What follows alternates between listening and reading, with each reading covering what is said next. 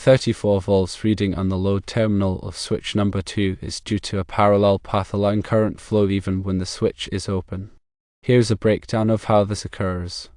In a typical lighting circuit with two switches, the power source, which is normally 120 volts or 240 volts alternating current, is connected to the first switch. From the first switch, the circuit runs to the second switch, then to the light fixture, and finally back to the neutral or ground wire, completing the loop. However, the scenario described involves knob and tube wiring and old Romex, which can introduce complexities. The key to understanding the 34 volts reading is to recognize that the wiring isn't ideal, and there are alternate routes for current. Firstly, let's analyze the voltage readings at switch number 1. The reading of 117 volts between the line terminal and load terminal of switch number 1 with the switch open is expected. This indicates that the line terminal is energized and the voltage is present up to the switch. Secondly, the 230 volts reading between the line terminal of switch number 1 and the line terminal of switch number 2 suggests that the two switches are connected to different phases or legs of a 240 volt supply, or possibly that one of the legs is reading higher than normal due to imbalances in the electrical system. Thirdly, the 34 volts reading between the line terminal of switch number 1 and the load terminal of switch number 2 is the most intriguing.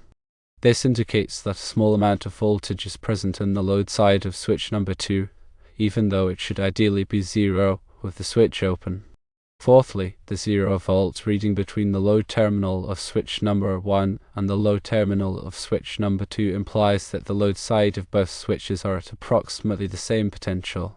Now let's focus on switch number 2. The 117 volts reading between the line terminal of switch number 2 and the load terminal of switch number 1 reinforces the notion that the two switches are connected to different phases or legs. The 34 volts reading between the line terminal and load terminal of switch number 2, which is the core of the issue, indicates that there is a voltage drop occurring along the path that includes the load. This suggests that there is a small current flowing through the circuit even with the switches open. There are several reasons why a parallel path might exist. 1. Inductive coupling. Knob and tube wiring, as well as old Romex, can suffer from inductive coupling between wires that run close together. This means that the electromagnetic field generated by one wire can induce a small voltage in a nearby wire, even if they are not physically connected. 2. Capacitive coupling. Similar to inductive coupling, capacitive coupling can occur when wires are in close proximity. This creates a small capacitance between the wires, allowing a small amount of current to flow. 3. Insulation breakdown. Over time, the insulation on older wiring can degrade, leading to leakage current between wires or to ground. This is particularly common in knob and tube wiring, where the insulation is often brittle and cracked. 4. Shared neutrals. In some old electrical systems, neutrals may be shared between multiple circuits. This can create a path for current to flow between circuits even when the switches are open. 5. Ghost voltage. Ghost voltage, also known as stray voltage, is a phenomenon where a voltage appears on a wire that is not supposed to be energized. This can be caused by capacitive or inductive coupling, as well as by nearby energized circuits. 6. Faulty switches. Although less likely, a faulty switch could be allowing a small amount of current to leak through even when it is in the open position. The presence of 34 volts in the load terminal of switch number 2 suggests that a parallel path is allowing current to flow through switch number 1, then through the load, and finally through switch number 2 back to the source. This creates a voltage drop across switch number 2, which is why the voltage in the load terminal is only 34 volts instead of the full line voltage. To further troubleshoot this issue, consider the following steps. 1. Inspect the wiring. Carefully examine the knob and tube wiring and Romex for any signs of damage, such as cracks, brittleness, or exposed conductors. Pay close attention to areas where the wires are close together or where they pass through walls or ceilings. 2. Check the neutrals. Ensure that the neutrals are properly connected and that there are no shared neutrals between circuits. 3. Use a high-impedance voltmeter. A high-impedance voltmeter is less likely to be affected by ghost voltages, which can give false readings. 4. Disconnect the load. Disconnect the light fixture from the circuit and measure the voltage on the load terminal of switch number 2. If the voltage disappears, then the load is likely contributing to the parallel path.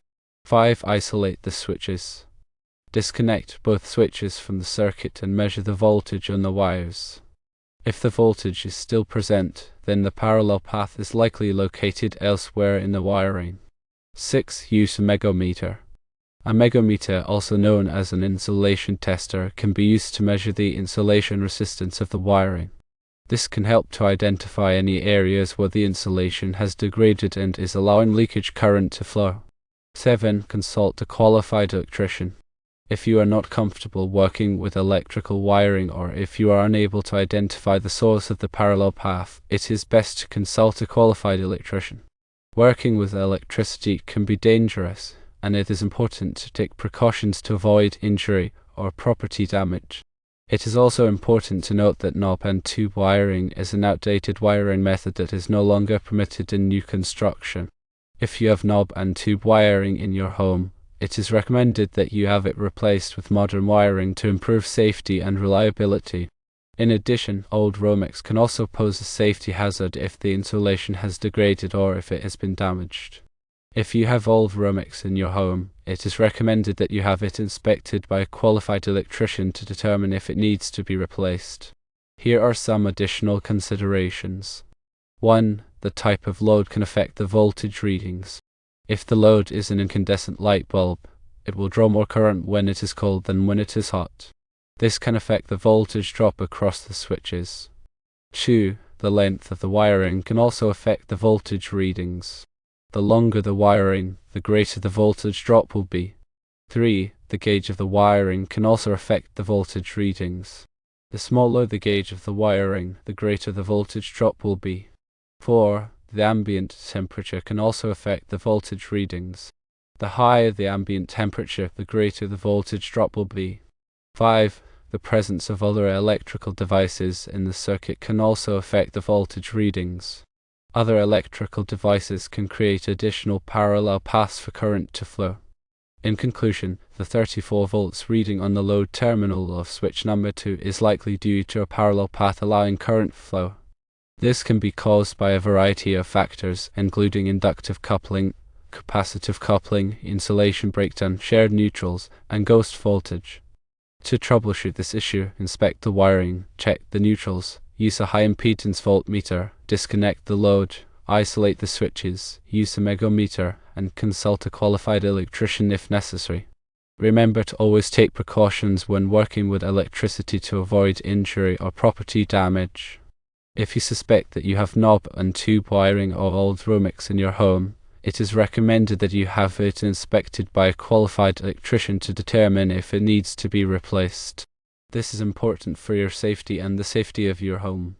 Also, be aware that voltage readings can be misleading without a full understanding of the circuit's conditions and potential alternate current paths.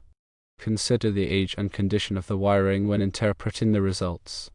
Remember that electrical work can be dangerous. If you're unsure about anything, always consult a qualified electrician. A qualified electrician can properly diagnose the situation and safely perform any necessary repairs or upgrades.